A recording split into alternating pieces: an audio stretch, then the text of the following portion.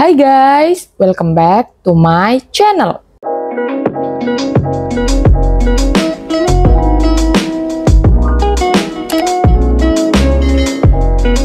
Di video sebelumnya aku udah bahas gimana cara membuat NPWP online, baik itu untuk orang pribadi ataupun untuk seorang istri. Dan NPWP yang kita peroleh ini pun sudah valid dan resmi ya teman-teman, meskipun belum ada kartu fisiknya. Jadi kartu NPWP yang masih berbentuk digital ini sudah bisa digunakan untuk berbagai keperluan seperti Shopee Affiliate ataupun Facebook Pro. Nah, sekarang pertanyaannya adalah, setelah memiliki NPWP, selanjutnya ngapain? Apa yang harus kita lakukan dengan kartu itu? Apakah kita wajib membayar pajak setiap tahunnya? Lalu bagaimana dengan yang belum bekerja? Oke, di video kali ini aku bakalan bahas mengenai hal itu secara lengkap dan runtut banget. Makanya please banget, jangan skip videonya biar kalian gak gagal paham. Langsung aja kita ke pembahasan yang pertama. Apakah setelah memiliki NPWP, kita diwajibkan untuk membayar pajak setiap tahunnya? Guys, ini sebenarnya tergantung pendapatan kalian ya. Jika pendapatan kalian di atas 4,5 juta per bulan, maka benar, kalian diwajibkan membayar pajak setiap tahunnya. Tetapi jika penghasilan kalian di bawah 4,5 juta per bulan, atau mungkin ada yang belum berpenghasilan, maka itu tidak diwajibkan untuk membayar pajak. Nah kan, sudah aku jawab ya. So, buat kalian yang sebenarnya butuh NPWP, mungkin untuk keperluan Facebook Pro ataupun Shopee Affiliate, tetapi maju mundur mau buat, sekarang nggak perlu takut lagi ya. Tapi guys, meskipun kalian tidak diwajibkan untuk membayar pajak, kalian tetap harus melakukan yang namanya lapor SPT. SPT adalah surat pemberitahuan. Nah, lapor SPT ini dilakukan setiap setahun sekali, biasanya di awal bulan, sekitar bulan Januari sampai Maret. Sebenarnya untuk lapor SPT, kita nggak harus datang langsung ke kantor pajak. Jadi bisa dilakukan secara online melalui website resmi DJP. Tapi guys, untuk bisa melakukan lapor SPT secara online, kita butuh suatu kode yang dinamakan EFIN. Apa itu EFIN? EFIN kepanjangannya adalah Electronic Filing Number, yaitu merupakan nomor identitas yang diterbitkan oleh Direktorat Jenderal Pajak kepada wajib pajak, yaitu kita, untuk melakukan transaksi elektronik e-filing pajak.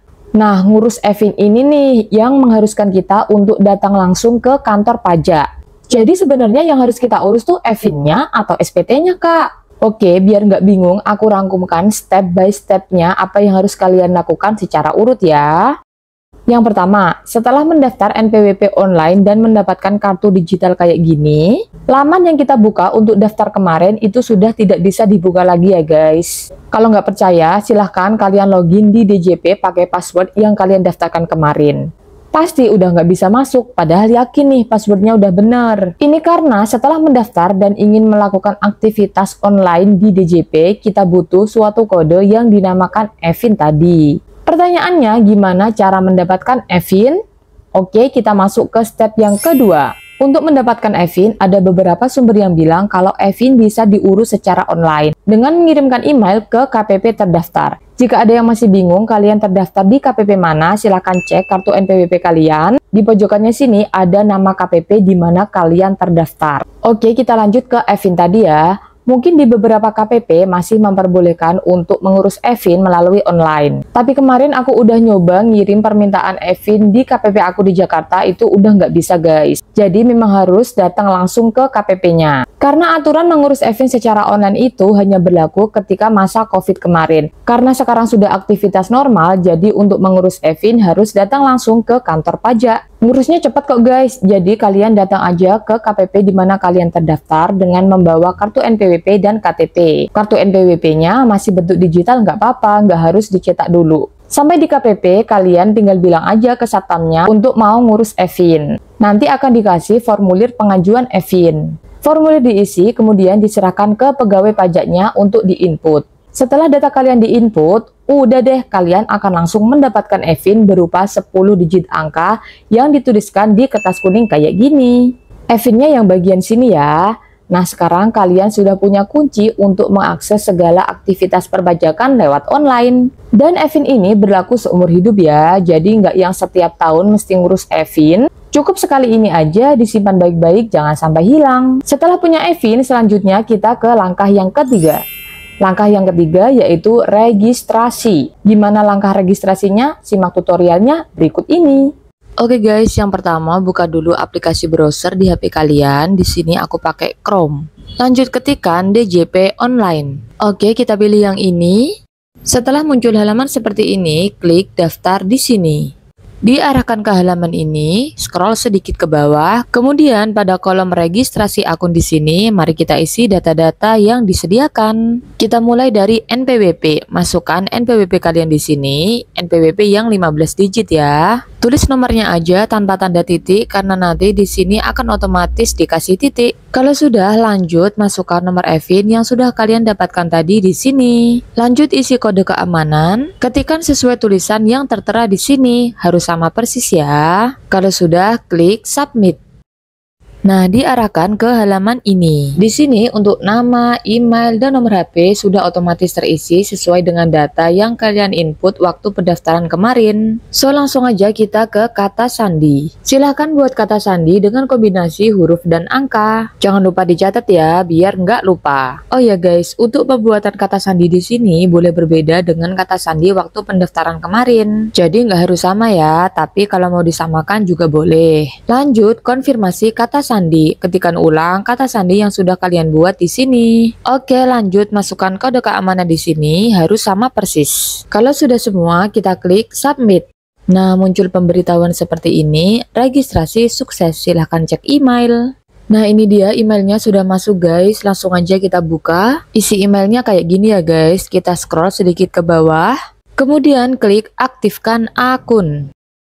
Nah, langsung muncul pemberitahuan seperti ini. Akun Anda berhasil divalidasi, silakan klik OK. Selanjutnya, kita disuruh untuk login ulang menggunakan data yang tadi sudah kita daftarkan. Masukkan NPWP-nya dulu, boleh NPWP 15 digit ataupun yang 16 digit. Lanjut masukkan kata sandi. Nah guys, untuk login selanjutnya di akun DJP, kalian menggunakan data yang ini ya. Next, setelah kata sandi dimasukkan, masukkan juga kode keamanan di sini. Ketikkan sama persis sesuai yang tertera. Selanjutnya klik login. Nah, jika sudah muncul halaman seperti ini, artinya registrasi kalian berhasil. Nah guys, setelah kalian mendapatkan EVIN dan berhasil registrasi, maka kalian sudah bisa melakukan lapor SPT secara online. Jadi nggak perlu ngurus dan bolak-balik KPP setiap tahunnya. Ke KPP-nya cukup sekali aja di awal tadi, yaitu untuk mengurus EVIN. Setelah itu kalian nggak perlu lagi ke KPP, kecuali ada hal yang tak terduga seperti lupa EVIN atau EVIN hilang. Makanya setelah dapatkan EVIN, kalian mesti simpan baik-baik ya, biar nggak ribet-ribet ngurus lagi ke KPP. Dan untuk tutorial lapor SPT secara online akan aku bahas di next video aja ya. Karena jika dibahas di video ini juga akan kepanjangan durasinya. Oke, kita ke pembahasan selanjutnya. Gimana kalau misal nggak lapor SPT? Jadi cuma daftar terus dibiarkan aja gitu. Jadi guys, wajib pajak yang tidak melakukan kewajiban lapor SPT sesuai waktu yang ditentukan, maka akan mendapatkan sanksi. Sanksinya berupa denda sebesar 100.000 per tahun, sebagaimana diatur dalam pasal 7 UU KUP. Secara tertulis aturannya gitu ya guys. Tapi kemarin aku tanya langsung ke petugas pajak, apakah benar akan dikenakan denda 100.000 per tahun jika tidak lapor SPT? Bagaimana jika sudah bertahun-tahun tidak lapor SPT? Jadi dendanya semakin banyak dong. Nah, si mbaknya jawab kurang lebihnya kayak gini. Tanda Anda sudah dikenakan denda adalah apabila Anda sudah mendapatkan surat pemberitahuan dari pihak DJP. Jadi nanti DJP akan mengirimkan surat pemberitahuan ke alamat kalian yang isinya peringatan untuk segera melakukan lapor SPT. Dan pemberitahuan juga bahwa Anda akan dikenakan denda. So, buat kalian yang ngerasa NPWP-nya dibiarkan begitu aja selama bertahun-tahun tanpa lapor SPT, tapi sampai sekarang kalian nggak dapat kiriman surat dari pihak DJP, maka kalian tergolong aman guys, belum dikenakan denda. Tapi saran aku, segera ya untuk melakukan lapor SPT. Toh lapor SPT juga gratis kan, nggak perlu bayar. Akibat lain jika kalian tidak lapor SPT adalah NPWP kalian bisa dinonaktifkan dan tidak bisa digunakan lagi untuk kepentingan apapun. Jika hal ini sudah terjadi pada kalian, maka kalian harus datang langsung ke KPP di mana kalian terdaftar untuk mengaktifkan kembali NPWP kalian. Next, kapan batas waktu lapor SPT? Guys, lapor SPT kan dilakukan setiap tahun. Nah, Batas akhir bagi wajib pajak orang pribadi adalah sekitar akhir Maret. Jadi untuk lapor SPT-nya bisa kalian lakukan sekitar bulan Januari sampai Maret setiap tahunnya. Setelah bulan Maret sebenarnya kalian masih bisa untuk melakukan lapor SPT. Tapi kalian terhitung terlambat, takutnya akan dikenakan denda seperti yang aku jelaskan di depan tadi. So buat kalian yang tahun ini baru bikin NPWP, berarti lapor SPT-nya dimulai tahun depan ya. Next, kapan waktu yang tepat untuk mengurus e-fin? Apakah harus langsung setelah NPWP jadi atau boleh kapan-kapan aja? Aku sarankan secepatnya ya guys. Meskipun lapor SPT-nya dilakukan setelah 1 tahun, tapi untuk mengurus e-fin bisa kalian lakukan mulai sekarang. Atau jika kalian masih sibuk, silahkan atur waktu senggang kalian untuk mengurus e-fin. Jadi jika waktu lapor SPT tiba, kalian tinggal input-input aja deh. Oke, sampai di sini dulu videoku ya teman-teman. Untuk lapor SPT online akan aku bahas di next video. Habis video ini langsung deh, makanya jangan lupa subscribe agar kalian gak ketinggalan informasi penting dari aku. Terima kasih sudah nonton videonya sampai akhir, semoga bermanfaat ya. Ingat nih, jangan lupa support aku dengan cara tekan tombol like, tekan tombol subscribe, dan tulis komentar apabila ada yang mau kalian tanyakan. And finally, thanks for watching. Wassalamualaikum warahmatullahi wabarakatuh.